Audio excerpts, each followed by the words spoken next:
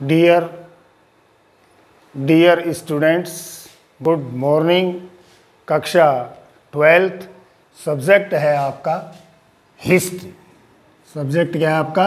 History, इतिहास।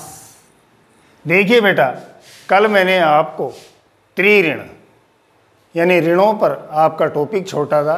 वो ऋण तीन पुनः मैं उसको रिवाइज करते हुए पितृ ऋण, ऋषि ऋण और देव ऋण।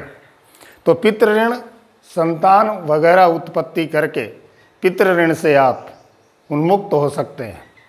फिर है ऋषि ऋण, जो ज्ञान हमें ऋषियों ने या मुनियों ने दिया है, इस ज्ञान की जो परंपरा है उसके हम उत्तराधिकारी हैं और इसे बढ़ा सकते हैं। यही आपका ऋषि ऋण। देव ऋण यानी देवताओं के प्रति हमारा कर्तव्य है, जिसे हम यज्ञ, हवन, स्तुति, प्रार्थना, पूजा कर करके हमें देवताओं की आराधना, स्तुति, पूजा करना चाहिए और ताकि हम इस ऋण से मुक्त हो सके। अब आता है बेटा, आज का टॉपिक है वो है पंच महायज्ञ। पंच महायज्ञ यानी 5 यज्ञ। देखिए 5 यज्ञ कौन कौन से हैं। पहला है बेटा ब्रह्म यज्ञ, दूसरा है बेटा देव यज्ञ, ब्रह्म यज्ञ, देव यज्ञ, और तीसरा है पितृयज्ञ, और चौथा है भूत यज्ञ, और पांचवा है बेटा नृप यज्ञ। नृप मीन्स राजा।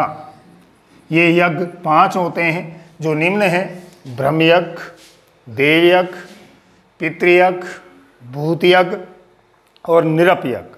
अब प्रत्येक यज्ञ का हम वर्णन करते हैं। जैसे पहला है ब्रह्म यज्ञ। ब्रह्म यज्ञ में क्या आता है कि ऋषियों के विचारों का हमें अनुसरण करना चाहिए, पालन करना चाहिए। ये कहलाता है आपका ब्रह्म यज्ञ। नंबर 2 वो है आपका देव यज्ञ। देव यज्ञ क्या है? देवताओं को यज्ञ, स्तुति, हवन करके पूजा, प्रार्थना, वंदना से और प्रणाम हमको करना चाहिए। ये कहलाता है आपका देव यज्ञ। नंबर 3 पितृयज्ञ। माता पिता की सेवा करनी चाहिए। गुरु, आचार्य और जो वृद्धजन हैं उनका हमें सम्मान करना चाहिए। नंबर 4 फिर है भूत यज्ञ। विभिन्न प्राणियों, जितने भी प्राणी हैं, पशु, पक्षी, गाय, कौवा, चींटी, कुत्ता, इनको हमें भोजन कराना चाहिए। यानी जितने भी प्राणी, पशु, पक्षी, गाय, कुत्ता, चींटी, एनीवे जितने भी पशु पक्षी हैं इनको हमें भोजन कराना चाहिए। और पांचवा है नृप यज्ञ। संपूर्ण मानव मात्र के लिए, राजा को संपूर्ण मानव मात्र के लिए कल्याण कार्य करना चाहिए कि संपूर्ण मानव का, जगत का भला हो। इसके लिए हमें सार्वजनिक हित के कार्य करने चाहिए। इस प्रकार से ये बेटा आपके 5 यानी पंच महायज्ञ थे। अब वैदिक काल में परिवार व्यवस्था और स्थिति, परिवार व्यवस्था और स्त्रियों की स्थिति, परिवार किस प्रकार का था और स्त्रियों की स्थिति किस प्रकार से वैदिक काल में थी, जिसे आप आर्य सभ्यता भी कहते हैं। वैदिक सबसे प्राचीन ग्रंथ ऋग्वेद। आर्यों का अर्थ होता है महान, कुलीन, श्रेष्ठ। देखिए वैदिक काल में परिवार शब्द की जगह कुटुंब शब्द का प्रयोग होने लग गया था। वैदिक काल में परिवार की जगह किसका प्रयोग होने लग गया था? कुटुंब का प्रयोग किया जाने लगा। 2-3 पीढ़ियों के लोग एक साथ रहते थे। चाचा, चाची, मामा, नाना, नानी, भाई, बहन, माता, पिता, दादा, दादी, जो ज्वाइंट फैमिली होती थी, एक साथ रहते थे। इसे उस समय संयुक्त परिवार के नाम से जाना जाता है। और आजकल जो परिवार है वो है एकल परिवार, जिसमें माता पिता और उनके बच्चे जो निवास करते हैं वह कहलाता है एकल परिवार। तो इस समय ये संयुक्त परिवार थे। प्राचीन काल में पत्नी माँ के रूप में सम्मान था, स्त्रियों का बड़ा सम्मान था, चाहे माँ हो, चाहे बहन हो, चाहे पत्नी हो, इनका बड़ा सम्मान आदरणीय स्थान था।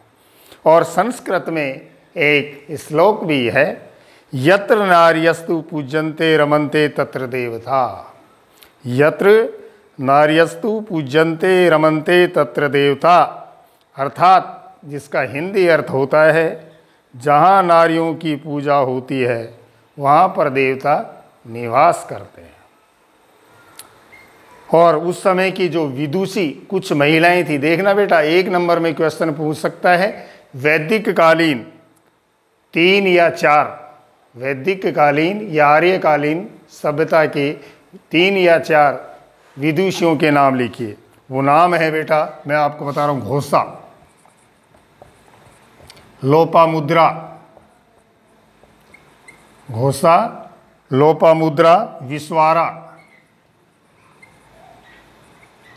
लोपा, घोषा, विश्वारा, और चौथी है सिक्ता, और 5वीं है निवावरी, निवावरी। ये उस समय की विदुषियाँ थी, विद्वान महिलाएं थी। जो निम्न फिर बता रहा हूँ मैं, पूछता है कि वैदिककालीन सभ्यता की 3 या 4, कितनी भी पूछे 3 या 4 तक पूछता है कि विदुषी महिलाओं के नाम लिखिए 1 नंबर में। तो नाम है, मैंने आपको बोर्ड पर भी बताया है, लिख करके बता दिया है, ओरल भी बता रहा हूँ, घोषा, अपाला, लोपामुद्रा, विश्वारा, सिक्ता, नियावरी और विदुषी महिलाएं। ये था परिवार व्यवस्था और स्त्रियों की स्थिति। अब आता है बेटा वैदिक काल का, वो क्या है, धार्मिक जीवन। वैदिक काल का धार्मिक जीवन, धर्म के बारे में धार्मिक जीवन। देखिए धार्मिक जीवन में देवताओं को 3 कैटेगरी में बांटा गया था। वो कौन कौन से देवता थे? स्वर्गवासी देवता जो स्वर्ग में निवास करते हैं, पृथ्वीवासी देवता जो पृथ्वी पर निवास करते हैं, और तीसरा वायुमंडल जो वायुमंडल में निवास करते हैं। तो 3 जो देवता हैं स्वर्गवासी देवता, जिनमें कौन कौन से देवता आते थे बेटा? उनके नाम है घोष, वरुण, सूर्य, सावित्री, अदिति, उषा, विष्णु आदि। ये निम्न देवता, ये स्वर्गवासी देवता थे। फिर आता है पृथ्वीवासी देवता। इनमें है पृथ्वी, अग्नि, सोम, बृहस्पति, सरस्वती आदि। ये पृथ्वीवासी कैटेगरी के देवता हैं। फिर आता है बेटा वायुमंडल में, वायुमंडल वरुण, वात, इंद्र, रुद्र, मारुत आदि। ये देवता वायुमंडलीय देवता थे। तो इस प्रकार से 3 कैटेगरी में देवताओं को बांटा गया था, स्वर्गवासी, पृथ्वीवासी, वायुमंडलीय। अब आता है बेटा आर्थिक जीवन। क्या आता है? आर्थिक जीवन। आर्थिक स्थिति किस प्रकार थी, क्या क्या व्यवसाय था? प्राचीन काल में जो भारत, जो कि सोने की चिड़िया कहा जाता था, भारत आज भी एक कृषि प्रधान देश है। 70% जनसंख्या गाँव में निवास करती है और जिसका मुख्य व्यवसाय है वो है कृषि।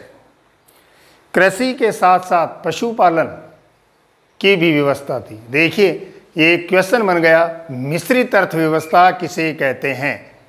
मिश्रित अर्थव्यवस्था किसे कहते हैं? तो इसका आंसर होगा कृषि के साथ साथ पशुपालन करना।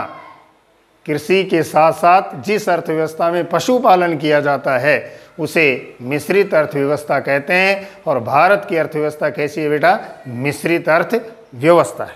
ध्यान रखेंगे, 1 नंबर का क्वेश्चन। कृषि पशुपालन हमारी अर्थव्यवस्था का मूल आधार था।